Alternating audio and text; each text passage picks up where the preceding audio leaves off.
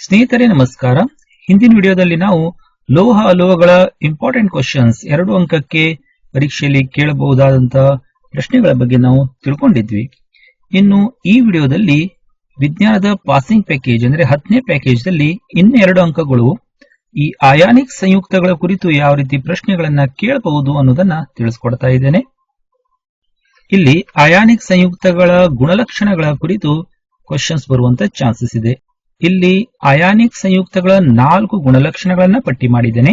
ಮೊದಲನೇದು ಕಠಿಣ ಅಂದ್ರೆ ಗಟ್ಟಿಯಾಗಿರುತ್ತದೆ, ಬಿದುರವಾಗಿರುತ್ತದೆ ಮತ್ತು ಘನರೂಪದಲ್ಲಿ ಇರುತ್ತದೆ. ನಂತರ ಅಯಾನಿಕ್ ಸಂಯುಕ್ತಗಳ ಕರಗುವ ಮತ್ತು ಕುದಿಯುವ ಬಿಂದು ಅಧಿಕವಾಗಿರುತ್ತದೆ.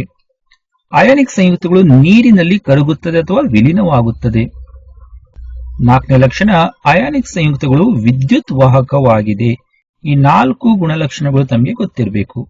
ಇನ್ನು ಅಯಾನಿಕ್ ಸಂಯುಕ್ತಗಳ ಈ ಯಾವುದೇ ಒಂದು ಗುಣಲಕ್ಷಣವನ್ನು ಕೊಟ್ಟು ಅದಕ್ಕೆ ಕಾರಣವನ್ನ ಕೇಳಬಹುದು. ಯಾಕೆ ಅಯಾನಿಕ್ ಸಂಯುಕ್ತಗಳು ಕಠಿಣವಾಗಿರುತ್ತದೆ ಅಂತ ಕೇಳಿದಾಗ ಈ ಒಂದು ಕಾರಣವನ್ನ ಬರೀಬೇಕು. ಏಕೆಂದರೆ ಅಯಾನಿಕ್ ಸಂಯುಕ್ತಗಳು ಧನ ಮತ್ತು ಋಣ ಅಯಾನುಗಳ ನಡುವೆ ಪ್ರಬಲ ಆಕರ್ಷಣ ಬಲವಿರುತ್ತದೆ. ಆದ್ರಿಂದ ಅವು ಕಠಿಣವಾಗಿರಬಹುದು, ಘನರೂಪದಲ್ಲಿರಬಹುದು ಅಥವಾ ಬಿದುರವಾಗಿರುತ್ತದೆ. ಇನ್ನು ಕರಗುವ ಮತ್ತು ಕುದಿಯುವ ಬಿಂದು ಅಧಿಕವಾಗಿರುವುದೇಕೆ ಅಂತ ಕೇಳಬಹುದು. ಏಕೆಂದರೆ ಕಾರಣ ಈ ರೀತಿ ಬರಿಬೇಕು. ಅಯಾನಿಕ್ ಸಂಯುಕ್ತಗಳ ಅಣುಗಳ ನಡುವಿನ ಪ್ರಬಲ ಅಯಾನಿಕ್ ಬಂಧ ಒಡೆಯಲು ಅಧಿಕ ಶಕ್ತಿ ಬೇಕು ಅಂತ ಬರಿಬೇಕು.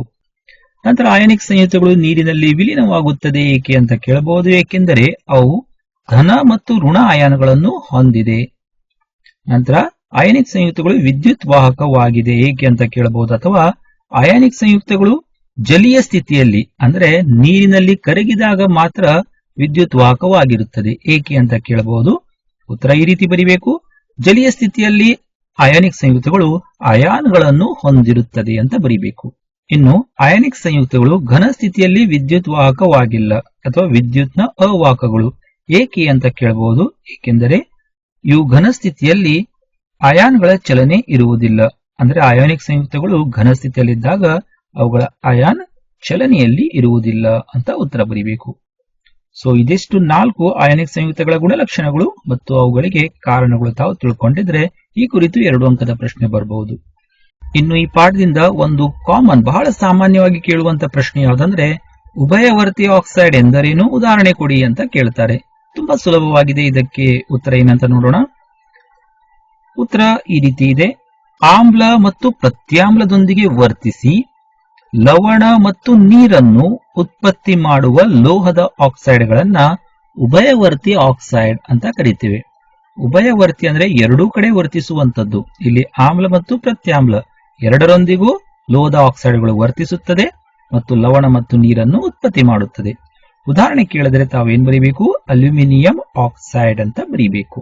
ಸೊ ಈ 2 ವಿಷಯಗಳ ಕುರಿತು ತಾವು ತಿಳ್ಕೊಂಡ್ರೆ ಪರೀಕ್ಷೆಯಲ್ಲಿ ಈ ಕುರಿತು 2 ಅಂಕದ ಪ್ರಶ್ನೆಗಳು ಬರುವಂತ ಚಾನ್ಸಸ್ ಇದೆ. ತಾವು 2 ಅಂಕಗಳನ್ನ ಪಡ್ಕೊಳ್ಬಹುದು. ಇನ್ನು ಮುಂದಿನ ವಿಡಿಯೋದಲ್ಲಿ ಲೋಹೋದ್ಧರಣದ ಕುರಿತು ಯಾವ್ದು ಇಂಪಾರ್ಟೆಂಟ್ ಕ್ವಶನ್ ಬರ್ತದೆ, ಅಲ್ಲಿ ಎಷ್ಟು ಅಂಕಗಳನ್ನ ನಾವು ಪಡ್ಕೊಳ್ಬಹುದು ಅನ್ನೋದನ್ನ ತಿಳಿಸ್ಕೊಡ್ತೇನೆ. ಈ ವಿಡಿಯೋ ಇಷ್ಟ ಆದ್ರೆ ಲೈಕ್ ಮಾಡ್ರಿ, ಸ್ನೇಹಿತರೊಂದಿಗೆ ಹಂಚಿಕೊಳ್ಳ್ರಿ, ಚಾನೆಲ್ ಸಬ್ಸ್ಕ್ರೈಬ್ ಮಾಡ್ರಿ ಅಂತ ಹೇಳ್ತಾ ಧನ್ಯವಾದಗಳು.